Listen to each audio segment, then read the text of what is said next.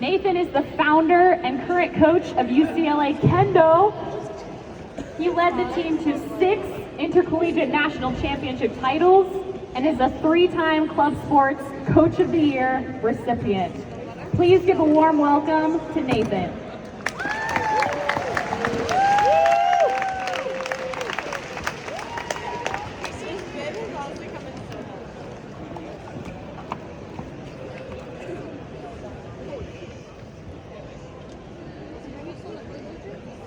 All right, thank you, Megan. Before we get started, I did want to also thank Brian Smith, who reached out to me to do this tonight. I've known him for many years and has become a close personal friend, so again, I wanted to thank him for this opportunity. All right, so thank you all. I'm honored to be here today.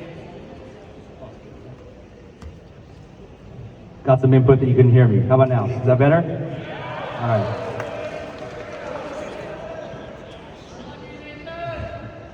All right, I'm honored to be here today representing one of the finest club sports programs in the nation. UCLA, come on. All right. Truth be told, this banquet didn't exist back when I was a student or undergrad here in the early 2000s. So what you see around you is really a testament to the great work that's been put in by Brian, Megan, Frog, Oscar, and the whole club sports team. Let's give them a round of applause.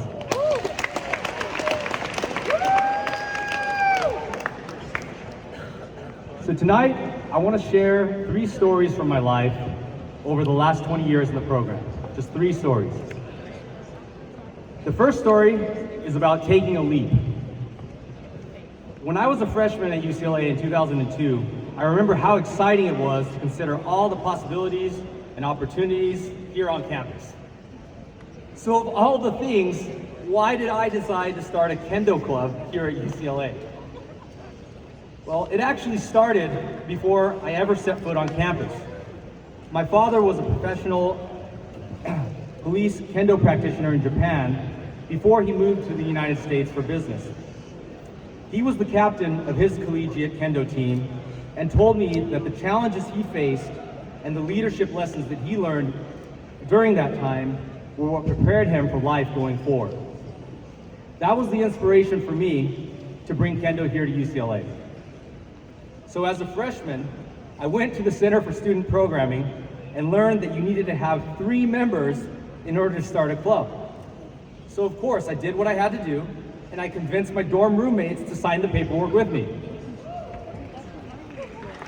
Now that the club was official, it was eligible to compete in the oldest intercollegiate Kendo tournament in the United States, held at Harvard University. The goal for us was to win the 5-person team championship. The only problem was that I didn't know anyone else at UCLA who did Kendo.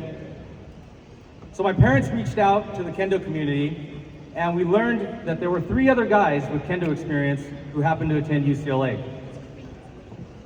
We were still 1 person short, but as luck would have it, I randomly encountered this guy, Steve Shea, who was carrying Kendo equipment walking down Bruin Walk. Of course, I waved him down and immediately recruited him to be on our team.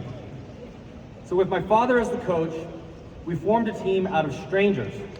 We were a scrappy new club. We didn't have formal practice space allocated to us.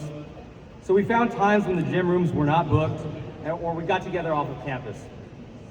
We did whatever it took to be prepared for our date with destiny. It took a leap of faith to dedicate our time outside of academics, but we had a dream. We worked our butts off, and together, we won that championship at Harvard in 2004.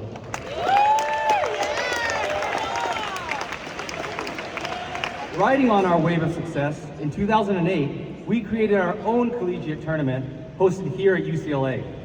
It was named Yuhihai, which in Japanese means a great leap of bravery.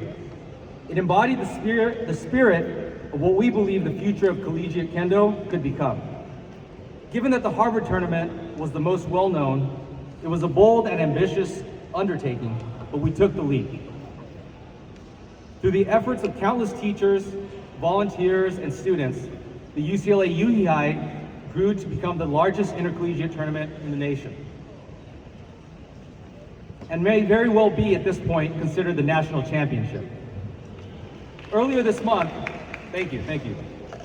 Earlier this month, at the 15th year since the tournament's inception, Team UCLA brought home the gold once again. This whole story would just be a fantasy if I didn't take action. So if there's something you envision, I encourage you to take the leap. Be brave and persistent, and it'll make all the difference. So the second story is about perseverance. The early years of UCLA Kendo were extremely fortunate. In addition to my father, we had tremendous support from prominent Kendo teachers.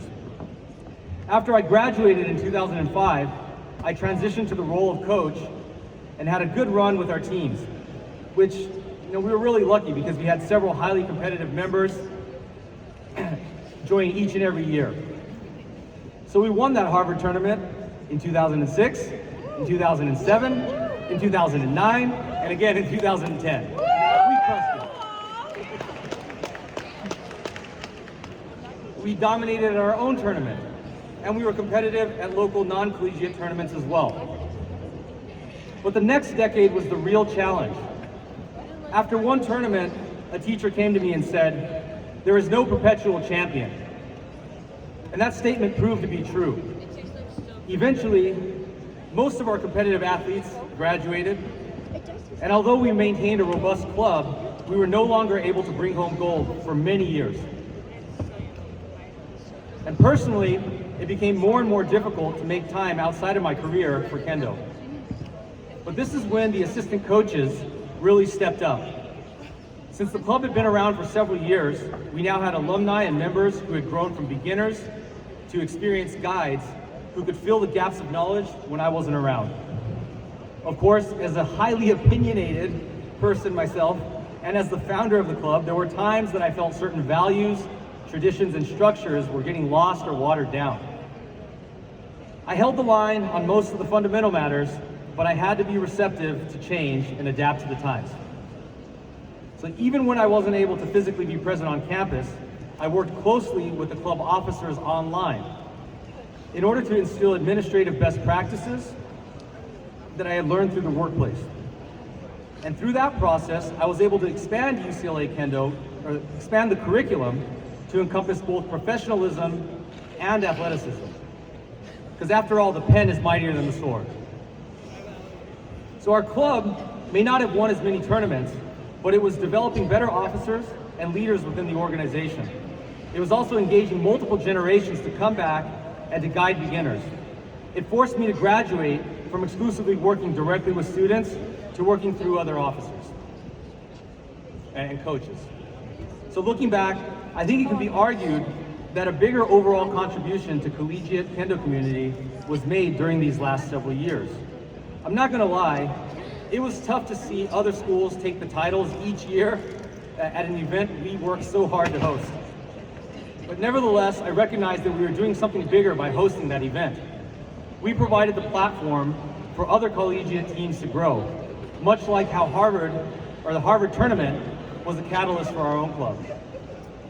So sometimes success isn't about what appears on the surface.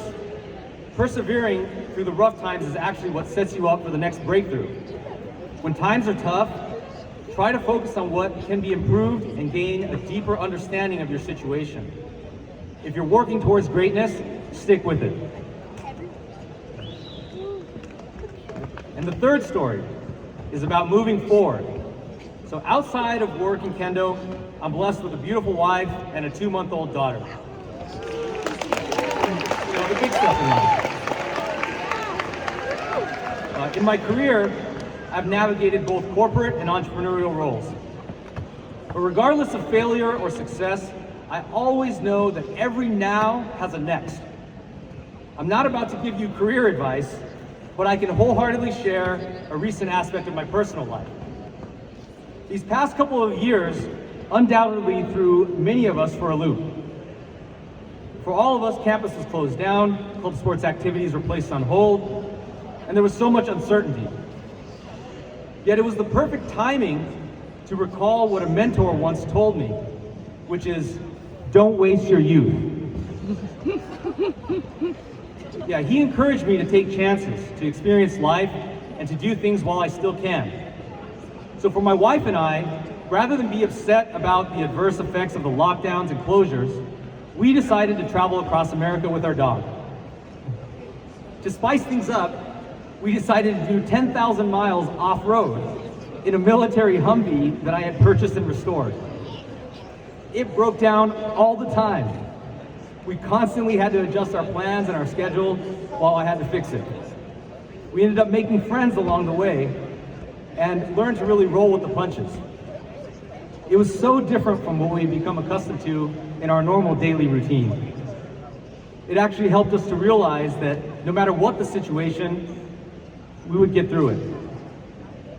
So we had a blast, and it solidified our belief that the best is yet to come. So what I have learned in Kendo has applied to many other areas in life. Backing up or retreating from challenges is not the way. Regardless of the sport or activity that you're involved in, I believe the real opponent isn't necessarily the person standing in front of you. Rather, it's your past self or the lesser version of yourself that can be improved upon. So work each day to build on the last. Try not to be held down by your setbacks, and always move forward.